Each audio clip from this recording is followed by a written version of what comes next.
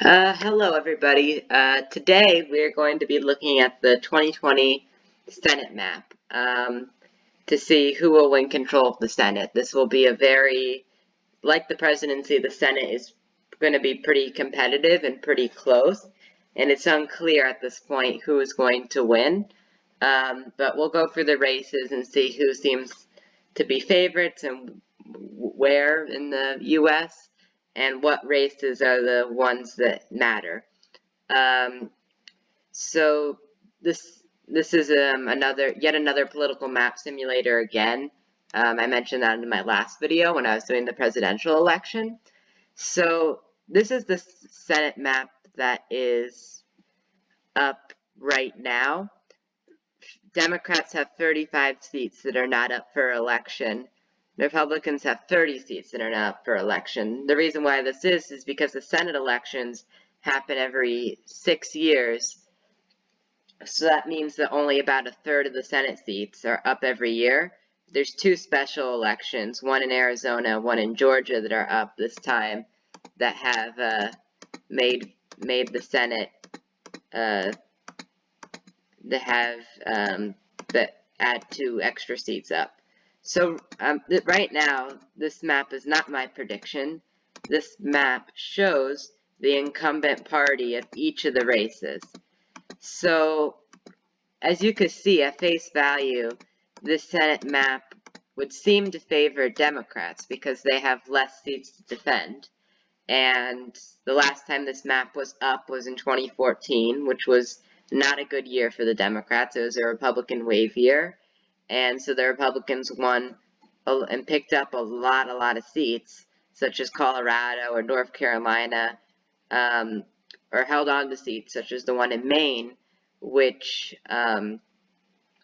meant that they had a majority. And these are like in blue-leaning states.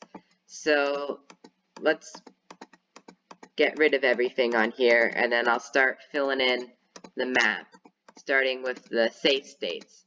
So if you don't know, safe means that a state, or in this case a seat, is more or less certain to go for the one party unless there is a huge landslide that nobody saw coming. So for the Republicans, they have a lot of safe seats, particularly in like this mountain region here, as well in the South. They have a few states. Oops, sorry, Kansas is not a safe seat this cycle. These are all the seats that nobody's going to argue is safe. For the Tennessee, nobody's going to argue that that's not safe. For the Democrats, these are the seats that nobody's going to argue are not safe. For the Republicans, there's some other seats, though, that I want to call safe. West Virginia, there's a little bit of talk about that one becoming competitive because Richard Ojeda is running, but he really has no shot at winning.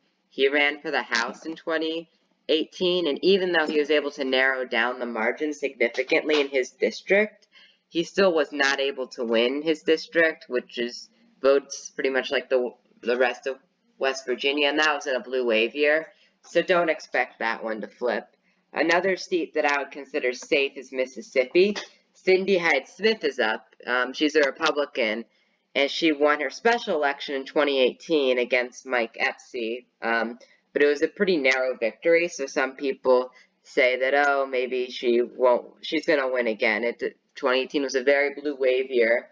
2020 could be a blue wave year. We don't really know yet, but it won't be much bluer than 2018. But yeah, I think Mississippi could be like maybe 11 points, 10 points in a better night for the Democrats, but it's not going to be a primary target for them, and it's not going to flip. For the Democrats, another state I want to consider safe is Virginia. Now, Virginia used to be a swing state, becoming a more and more reliable state for the Democrats. Mark Warner is the Democrat incumbent. Republicans really don't have a good challenger there, and for those reasons, the Republicans just don't really have a pathway at this point to win the Virginia Senate seat. So that means that all these other seats that are left are quote-unquote competitive seats that could go either way. So next, we're going to talk about the likely states, or the likely seats. These are seats where one party has a significant advantage, but it seems realistic that in an extreme case, the opposing party could overcome that advantage. So let's start with the likely Republican seats. Texas is one of them. John Cornyn is the incumbent senator running for re-election. He's not super controversial. And he just seems he's not as controversial as Ted Cruz, and he's likely to overperform Biden in the state by a little bit. And Biden could win Texas, but probably won't. So I don't really see John Cornyn winning the race pretty easily. Another likely seat is South Carolina with Lindsey Graham. Lindsey Graham is pretty controversial at this point in time, but he's won his past elections by pretty decent margins. And South Carolina is typically a Republican state. It's a pretty Republican state, something that Trump is probably more than likely to win. And J.B. Harrison has his Lindsey Graham's Democratic opponent has raised a lot of money, but I just don't see this race. I just don't see this race going to Jamie Harrison because of the tilt of South Carolina. In Kentucky, Mitch McConnell's up. He's pretty unpopular. He's somewhat controversial, and he has like a 50% disapproval rating, which is not very good. But Kentucky's a deep, deep red state, and Amy McGrath, she's not a great challenger. She wasn't able to win her district in 2018, which voted to the left of Kentucky, a lot to the left of Kentucky. So I don't see Mitch McConnell losing that race, even though Amy McGrath has raised quite a bit of money. In 2014, Allison Lenderson Grimes was also another candidate who got a lot of media attention, raised a lot of money, and even led in some polls, and she ended up losing by 15 points. So this race is probably a pretty likely, if not safe, bet for Mitch McConnell. Like a lot of these states are borderline safe. Another likely seat is Georgia, the non-special election with David Perdue. David Perdue is doesn't really have anything going against him. He's not controversial. He's pretty popular. And he's in a state that Trump is favored to win in. And even if he doesn't, he's probably going to be able to outperform Trump enough in Georgia that he's able to win his Senate seat again. Another seat that's interesting, and this is the first flip, is Alabama. Now, the seat is almost safe. I'm just kind of rating it likely out of caution. But basically, you have Democrat incumbent Doug Jones, who won because of pretty extraordinary circumstances back in 2017 during a special election. That was low turnout, where you had Roy Moore, who was a very controversial Republican, who barely lost the seat. And Doug Jones voted for impeachment in a state that really, really likes Trump and is going to vote for him by an overwhelming margin. So it just doesn't look good for him there. There's very little split ticket voting in Alabama. Doug Jones I just don't see how he can win. I'm just rating it likely out of caution. It probably will be safe, and he probably will lose by a pretty large margin. New Mexico is a likely seat for the Democrats. New Mexico has been a pretty consistent state for them overall. They had a good midterm there. They easily won the Senate seat in 2018 in New Mexico. There's not really a reason why they lose it this time. It's an open seat. They have Ben Ray Lujan running, and he seems like a favorite to win. The GOP could maybe win it if they got the right candidate, but I don't see that right now. Alright, there's a few more likely seats we need to cover. Colorado, I would say, is a likely flip in favor of the Democrats. The incumbent is Cory Gardner. He is in a state that Clinton won by 4 points, and Colorado is probably going to vote for Biden again, and probably by a pretty decent amount. Cory Gardner has been a pretty staunch Trump supporter and has voted with Trump most of the time in a state that tends to lean a little bit to the left and does not like Trump. His approval rating in Colorado has been pretty bad. And Cory Gardner himself isn't that popular either. Polling has suggested that he's behind the Democrats' recruit, John Hickenlooper, who is likely to challenge him. John Hickenlooper is the former governor, of course, and he's pretty popular in the state. And Cory Gardner has been trailing him by like 18 points in some polls. I don't think Cory Gardner will end up losing by that much, but just the fact that that's possible shows that he's not in a very good position to win re-election. Another likely seat is New Hampshire. The Democrat incumbent is Jeanne Shaheen, who's seeking re-election. She's in a swing state that tends to lean blue, but she's popular and the Republicans don't really have any real challengers, so it should stay with her. Minnesota, this one's probably closer to lean than safe, but Tina Smith is the incumbent Democrat. She won a special election in 2018 by a pretty decent amount, and she's relatively popular in the state. She should win re-election. The Republican challenger is Jason Lewis, who has some name recognition. He's a representative from Minnesota, but for now, there's not really a reason why Tina Smith would lose it unless something weird happened there. I don't know what that would be, but for that reason, I'm keeping it as likely. Iowa, some people are saying it's a lean seat. I'm keeping it as likely. I don't really see Ernst losing. She's relatively popular in the state. She won by a decent margin last time, and Iowa can split ballot a lot, and the Democrats don't necessarily have the best candidate there. So I don't really see the split ballot like being in favor of the Democrats on the Senate level. If anything, Biden would probably outperform the Democrat nominee for Senate. So I'm going to keep it as a likely GOP seat, but it's on the hinge of being a lean seat, certainly. The final likely seat is Kansas. The seat would become more competitive, like lean or even toss-up if Kobach is the nominee, but there's a good chance that he loses the Republican primary and Marshall's the nominee, in which case the seat would be safe, pretty much, for the GOP. Kobach is pretty controversial, but Marshall is pretty, doesn't really have any controversy around him, and is a state that's very likely to go to Trump on the presidential level, and therefore I'll rate it as likely. But it could become, the rating will definitely be changed depending on who is the nominee. Okay, so now we are going to move on to the lean states. So these are states where one party has a slight advantage, but it's not insurmountable. The most obvious state that we need to get rid of on the snap is Alaska. A lot of these top forecasting sites are rating it as safe, maybe likely. I actually think it'll be a lean seat, and my reasoning behind it is I have several reasons behind it. First off, Alaska can be very elastic, especially down ballot, since there's fewer voters you have to convince, and there's interesting voting blocks in Alaska that don't really exist anywhere else in the U.S. Furthermore, Republicans actually rarely get over 50% of the vote in the state. Usually they get under that, and the Democrats lose, and since there's third-party votes, it's split between Libertarian and Independent candidates. But this time around, there's not a Democrat running technically, there's a Democratic Independent Libertarian running who might be able to unite those coalitions together and be able to win the seat.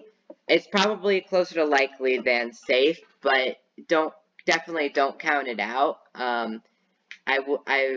I do think that there are a lot of people who are counting this race out for no reason other than Alaska's pretty safe bet to go to Trump, but the circumstances are much different in the Senate race than they've been before, so we don't really know exactly how it's going to turn out. Another state that I would consider lean is Michigan. There's the incumbent Gary Peters, who's relatively popular there, and Peters should be favored to win re-election. He's been leading in polls. The Republican opponent is John James, who has had some pretty good fundraising numbers, and John James did come quite close to unseating Democratic Senator Debbie Stabenow in 2018. Part of that was because Stabenow did not necessarily run the best campaign,